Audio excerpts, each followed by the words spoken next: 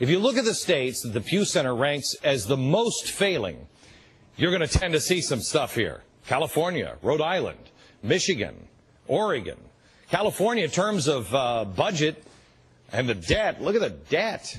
Several other key factors. Rhode Island, Michigan, Oregon, all very progressive states. But if you go down the list and you keep going all the way to the bottom, some conservative states pop up. And you might say, wait a minute, hang on, look at this, Wyoming, Nebraska, Texas, Montana. Well, what about Arizona and Nevada? What about those guys? Well, despite conservative policies, the real estate market collapse most seriously affected Arizona and Nevada. Like I said, a tsunami puts everyone underwater. Other states, meanwhile, were running into trouble even in good times. Why? I mean, have you looked at the policies of California? The progressive taxes? Almost an 11% income tax just for the state, and other anti-business practices. These states are not only heavily taxing the rich and spreading the wealth, but they also spend like the times are always going to be good. It's always sunny in California. They don't have rainy day funds that can help get them through tough times. No, they pretty much need all of the times to stay good, and probably even get better just to stay afloat. Progressively ramping up their spending has been their real big problem. I've said for a while, as goes California, so goes the nation. California ain't doing so well. It's not any surprise that California's high taxing, high spending, and quite frankly, obliviousness to future concerns sounds a little like what we're doing with the federal government right now. But unlike the government, which can borrow money from the Fed, states start to shut down and start issuing IOUs. In each case, the progressive states counted on the high earners' revenue and the big bonuses, like here in New York. When those things didn't come through, big trouble. Now, here's the good news for New York. New York's foreclosure rate happened to be really low. Why? It's damn near impossible to actually buy property in New York. And so New York wasn't nearly as high on the Pew Center's list as you'd expect. They're still in huge trouble, along with New Jersey. Actually, with all of the states that are reliant on heavy earners, not only do you see a lot of volatility based on market swings that we're in now, but also the millionaire's tax doesn't really work. Look at the volatility of California.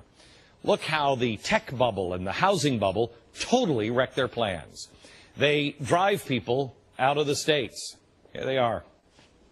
They're just driving people out of the states. Rich people are rich partly because they know how to protect their money. Why would you live in California? If states become too progressive, they go to Texas. And if Texas would become too progressive, they'll just take their money overseas. All this leads to the Northeast being known as the economic black hole. How's business up in the Northeast? Compare now the financial situations of those states in the most trouble with the states that are in tougher times than usual, but far closer to recovery.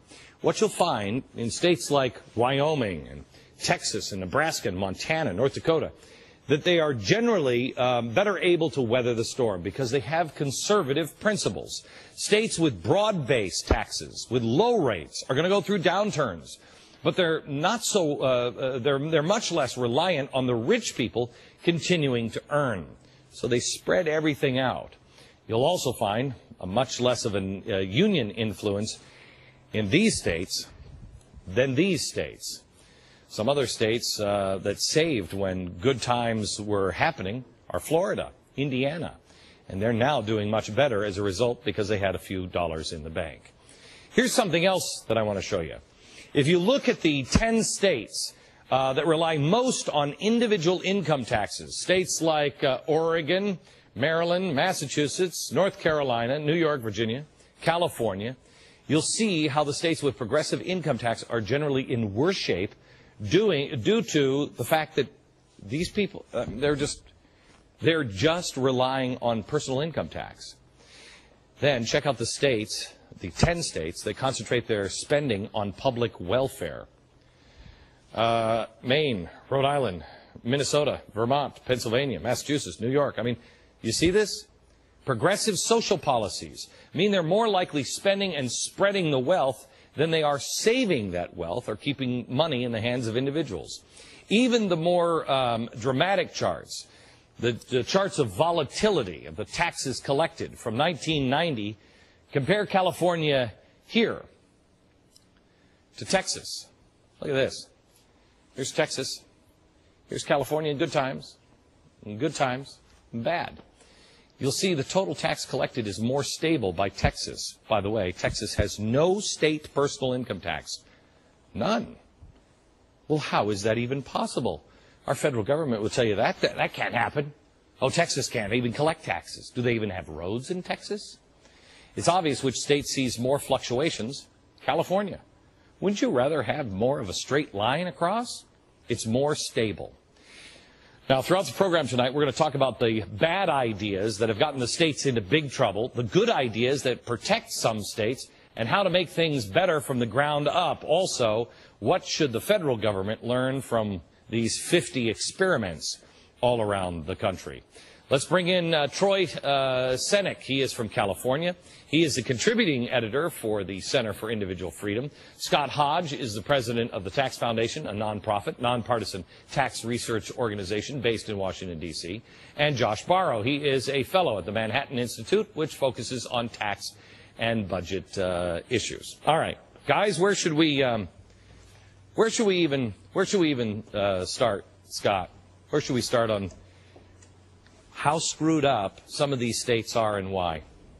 Well, obviously, you've highlighted California as being the #1 problem child in America, where progressive policies have showed that they are not a stable philosophy for running a government. You cannot promise infinite amounts of spending to targeted groups and rely on a shrinking group of people at the top to pay all the bills. It simply cannot happen. And interestingly, as you point out, as California goes, there goes the nation.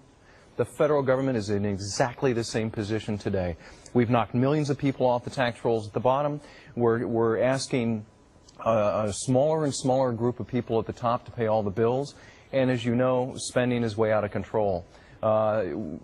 California is the example that we don't want to follow here in Washington. And we are. Troy, let me go out to you in California. I mean, I have a hard time, honestly, feeling bad for California. I actually, when I think about California getting bailed out, makes me a little angry. I've always wanted to live in California. I think California is beautiful, love it, but the people that are running the damn state are insane. I mean, an idiot could see this coming. Tell me why the rest of the country should bail California out. Oh, they shouldn't. I mean, I think that's a perfectly legitimate reaction.